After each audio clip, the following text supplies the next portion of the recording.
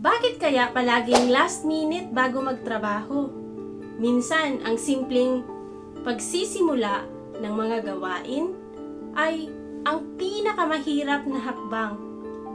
Ano ba ang nagiging sanhi ng ganitong cycle? Ako nga pala si Maricel Butad at minsan na rin pong nabiktima sa mga ganitong gawain. Yun bang mamaya na yan, matatapos ko din to.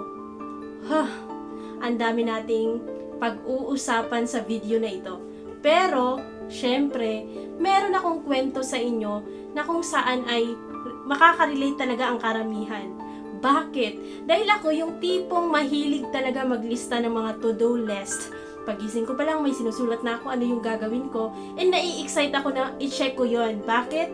Kasi nga kapag may check, ibig sabihin nagagawa ko. Wow! Pero yun lang ang nagiging problema ko, hindi ako consistent. Unang-una dito sa pagiging content creator, meron na akong script. Minsan hindi na nga ako nakakatulog kasi naiisip ko, nai-imagine ko na kung ano yung isi-share ko sa inyo. Nako, dumarating po itong pag-delay naman ng aking mga gawain. Kasi ito, unang-una yung pag-shoot ng video, napaka-easy lang sana. I-open mo lang yung camera, din magsalita ka dyan. Pero struggle ako. Nadadala ako sa pag-scroll ng aking cellphone. Sasabihin ko sa sarili ko, 10 minutes lang to, manunood lang ako. Hanggang sa wala nang katapusan pag-scroll. That's the problem kung bakit hindi ko na ituloy-tuloy yung aking mga dapat gawin. So, ano ba dapat yung mga gawin ko? Ganun na lang ang aking laging tanong sa sarili para maging consistent at gaganahan at hindi po last minute bago gawin. Alam mo yung habol na sa oras kasi ako, sabi ko sa sarili ko, dapat meron akong time sa pag-shoot ng video. Kasi 11 pa lang nakagawa na ako ng script. Tapos yun, isushoot ko ng 1 PM.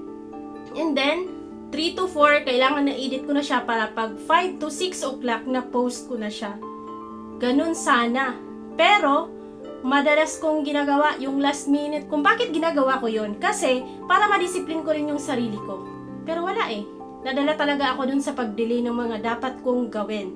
Yun yung problema na dapat malaman nyo rin gawin. Sayang ang oras. At sa video po na ito, isi-share ko sa inyo ano ba ang mga nagiging sanhi ng ganitong cycle. Hoy, excited ka na ba? Nakarelate ka naman siguro sa akin, no? Dami mo na sigurong script na hindi mo yan nasushoot. Oh, bali na. Eto na.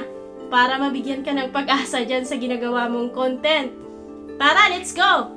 Maraming dahilan kung bakit tayo'y nagtatrabaho doon sa last minute bago magsimula. Una, may kinalaman ito sa pag-iwas ng takot o stress. Pag alam nating mahirap at nakaka-stress na gawain, natural, iwasan natin yan. Mas gusto natin minsan ang mag-scroll ng ating mga social media at manood ng TV kaysa magtrabaho at sa madaling salita.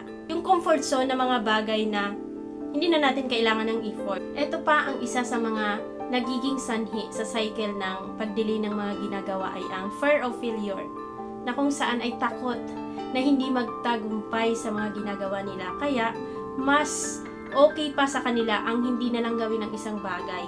Pero alam naman natin, di ba, na hindi ka magkakamali talaga kung hindi mo siya sisimulan.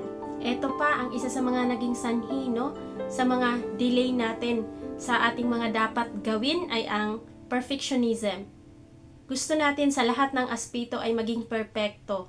Kaya naman, mas preferred natin na ipagpaliban na sasabihin lang natin mamaya na yan.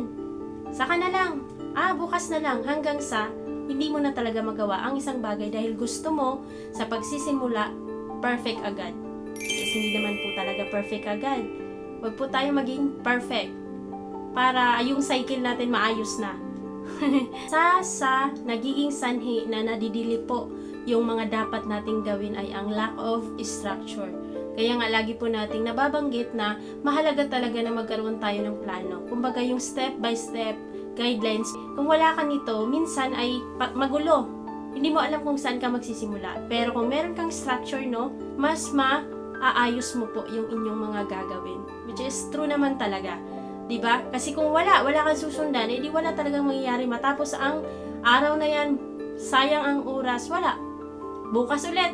Ganun na naman ang cycle kung wala kang structure. At nalaman na po natin ngayon yung mga naging sanhi kung bakit nade-delay natin ang ating mga ginagawa. Ito yung pinaniniwalaan ko na isa sa pinakamalaking dahilan ay ang tinatawag na procrastination or yung tinatawag na instant gratification.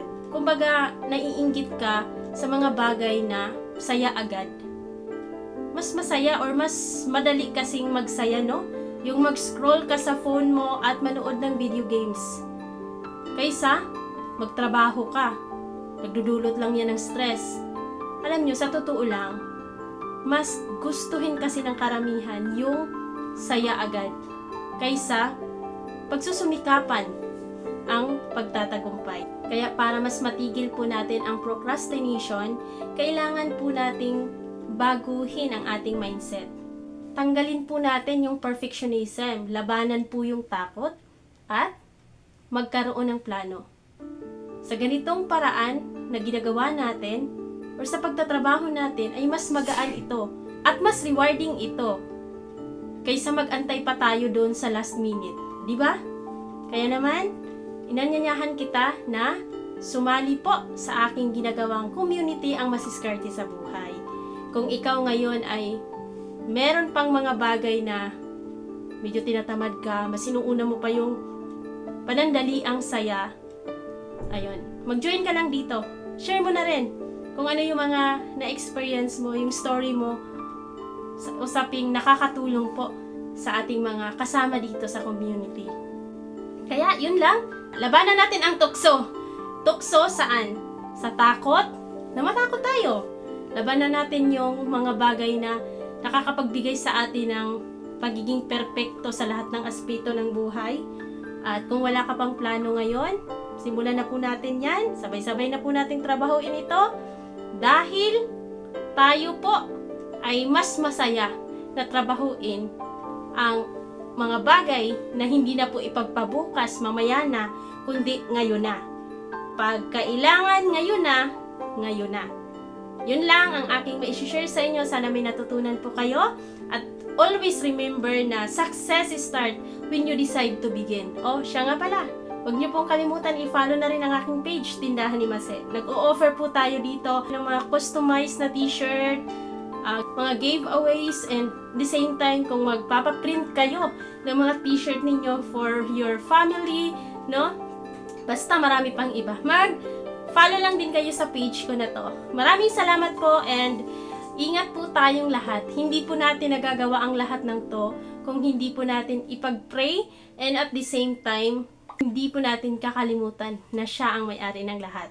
Maraming salamat! Bye-bye!